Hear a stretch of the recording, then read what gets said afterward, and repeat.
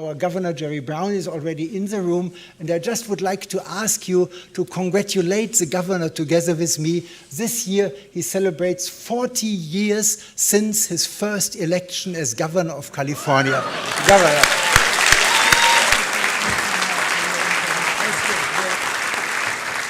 I've never been introduced that way. It just heightens my sense of impending obsolescence. But I will try to be as sustainable as I can for as long as I can. But I was elected 40 years ago this November, actually. So, but more importantly, here we are in San Francisco in California at this solar event with a strong, heavy German influence.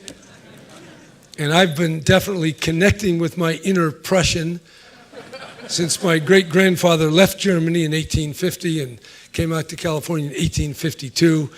And I was on my ancestral ranch land today looking at gullies and dry, hard, compacted soil and thinking of ways how we can revitalize the soil in a way that will save water, recharge the underground aquifers, and live more sustainably with all the other creatures that inhabit this very special land. So I'm feeling a little distanced from all this urbanization, since out in the country there's only elk and coyote and lots of squirrels, and there was a hawk circling over that kind of made me think of latent political opposition. So anyway, I will say this, that I was around when California enacted a 55% tax credit for solar installations. That was back in 1975. And at that time, photovoltaics were really something for the space program, not for the rooftop. And it was really solar thermal.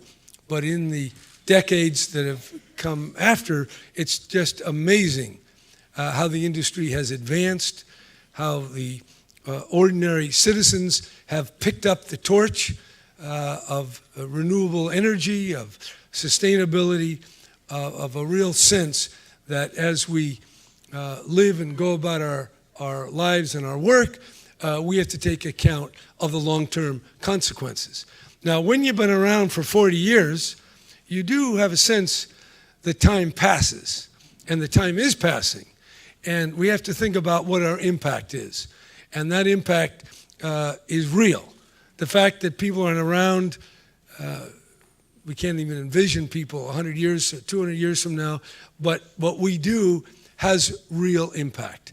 And that's why it's so important to develop the capacity, the imagination, to think about not just this quarter or this year, but the decades to come. And that's why even in cost-benefit analysis, they might say that someone today, their life is worth several million. If you go 50 years, maybe it's several hundred thousand. If you go 150 years, now it's far reduced. And yet, we're all tied together in now into the future. And so California has been pioneering these technologies. We have our cap and trade program, we have our building efficiency, our appliance efficiency, our zero emission vehicle program, which by the way is going to hit the 100,000 mark very soon.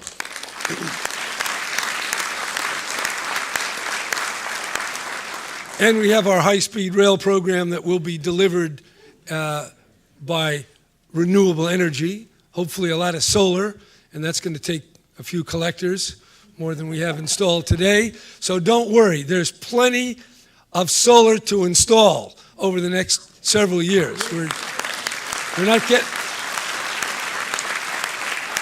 it's not about, a limit. This thing about a third renewable, this the third, it's easy to think about, but we're going to, eventually, we have to get to the level of energy and this type of sources of energy that we are not raising the temperature, the generating greenhouse gases. We have a long way to go. And while it's very exciting to be with like-minded people, it's well to just take a pause and realize that the track we're on now is not sustainable. We have to make a turn and a shift.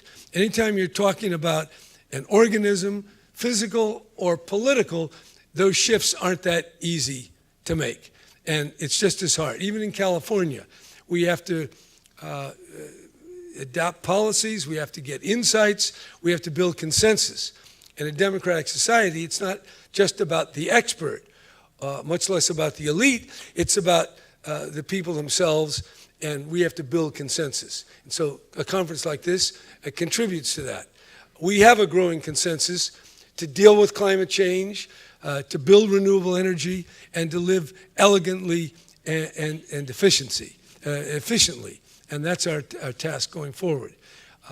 I just noticed today I got an email that said California is now the 8th largest economic jurisdiction in the world. We've passed Italy and Russia. I don't know whether that's, are there any Italians or Russians here? I don't know whether we should be commiserated or be congratulated, because we do have to make sure this economy is compatible with a long-term future. And we have to be able to extract more and more value from less material throughput. And that is going to take real genius. California really got going at the time of the gold rush. Now, there were people here for 10,000 years before that, but they lived more quietly and more lightly. And that's why they didn't screw it up for 10,000 years.